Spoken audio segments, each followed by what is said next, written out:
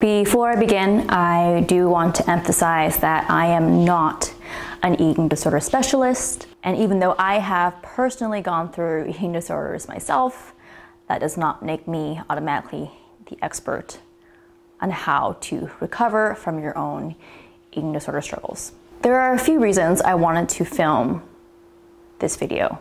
One, I wanted to take the shame and the stigma out of eating disorder struggles. I want to shed some more light on how debilitating it can be. And I want to normalize admitting when you're not okay and when you need help, and get that help.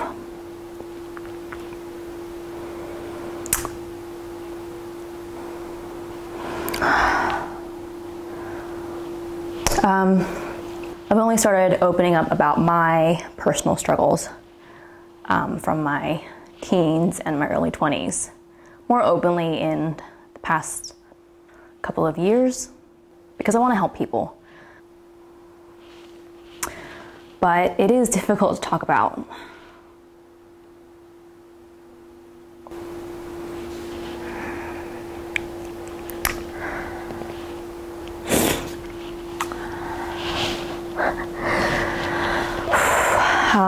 Brings up a lot of sadness and a lot of pain, but I think that's what makes it that much more important. Okay, so someone asked me, how did my eating disorder start? And it's hard to pinpoint an exact moment, right? Because a lot of times when we go through eating disorders, we're not really aware that it's happening, and we're not aware sometimes of how bad it's gotten. I do want to say that having an eating disorder is not always about your body. It's not always about food. It's not always about your body image. For me, I believe it was primarily about acceptance, I think. When I was in my young teens, I grew up in very, very heavy diet culture, and the kids my age, my peers, 12-year-olds, 13-year-olds, 14-year-olds, and this is so heartbreaking to think back on, but even back then, we were talking about who has the smaller waist, who has the skinnier legs, and oh my God, I want to look just like her. And there was this idolizing of people who were skinny, thin, and I think that really got to me. So I guess that would be my answer. It was about acceptance, I think. And I had very strong perfectionistic tendencies, which in many ways go hand in hand with anorexia and with bulimia. And it can really spiral out of control when you get the praise, the compliments, the positive feedback that you so crave from people. It's hard to pull yourself out of it, right? It's almost like you're doing a great job. Keep starving yourself. Keep skipping meals. Oh, and it's so fucked. It's so fucked. The analogy that I would draw would be that it feels like you're in a brightly lit room, pre-eating disorder, and the lights slowly dim, and it gets gradually darker and darker and darker until the room is completely dark. And in some ways, it's happened so slowly that you kind of just are accustomed to it. And you don't always realize when you're in it the extent of how serious the matter is. And that was me for a long time. So as I went through anorexia, as I went through bulimia, then, binge eating, then later bounced to the other extreme and became orthorexic, it felt like I just got used to being in a really dark room. That was my world, that was my reality. And of course, every now and then you'd have a flicker of light in the corner of the room, but most of the time it would just be dark. And I just accepted that. And for me, it was pretty easy to hide because I excelled in school. And then after school, I excelled at my work. And so because I was seeing a lot of academic and professional success, being very high achieving and so on, it kind of takes the spotlight away from everything else, from the dark stuff in your life. And in yesterday's video that I put on my feed, I talked about how my eating disorder coupled with my depression really led me to being very antisocial. And I just wish that someone had told me that it doesn't have to be this way. This is not the definition of being healthy. You're missing the point. And maybe that's why I feel so strongly about repeating these kinds of messages now. And maybe some part of me is like, these are the things that 14-year-old Sohi, that 18-year-old Sohi, that 20-year-old, 22-year-old, 25-year-old, 26-year-old, my God, that version of me needed to hear from someone who understands and someone who cares.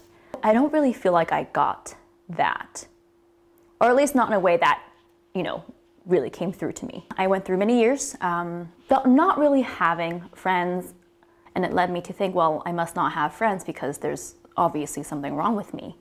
And the more I thought these kinds of things, the more self-conscious I would become. And of course, it would make me more antisocial.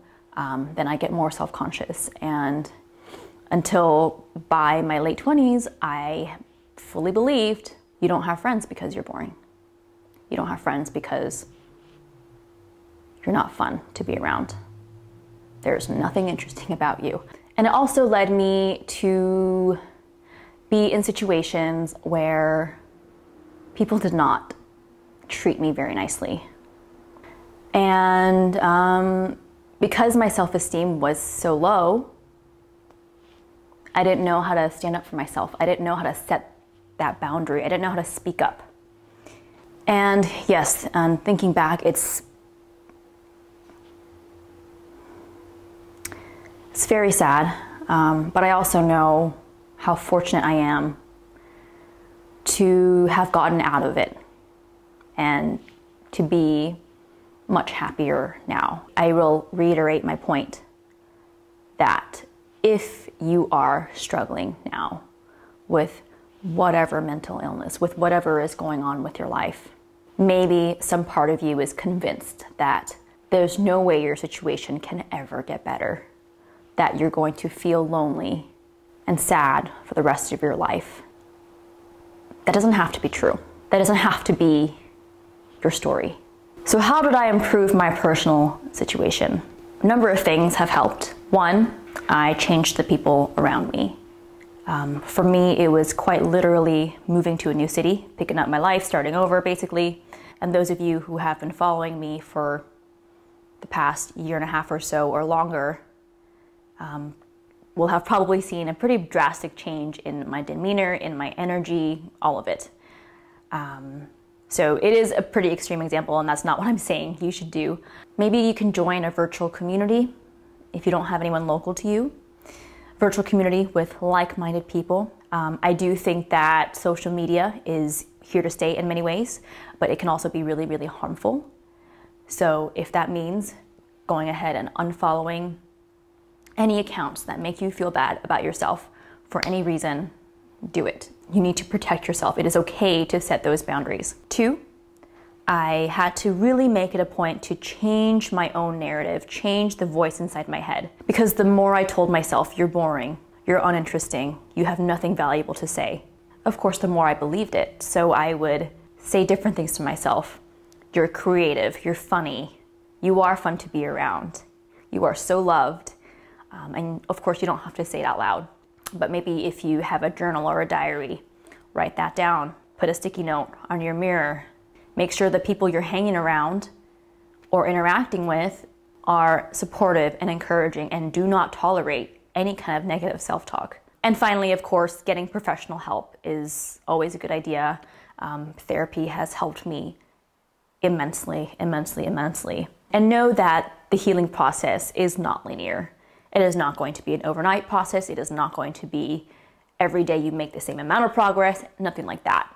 I hope that by being here and following me on my social media platforms, digesting my content will have a positive impact on your mental health and well-being. Because even though I started out in this industry 9+ years ago as a fitness professional who touted being lean all the time, getting that shredded six-pack, I've shifted my focus a lot because I just don't think that's what we're really after at the end of the day. Anyway, I'm happy you're here.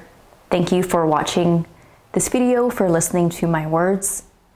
So let's keep talking about it. Let's keep talking about prioritizing mental health. Let's keep speaking up about these kinds of issues, the stuff that really, really matters. All right? Thanks for tuning in.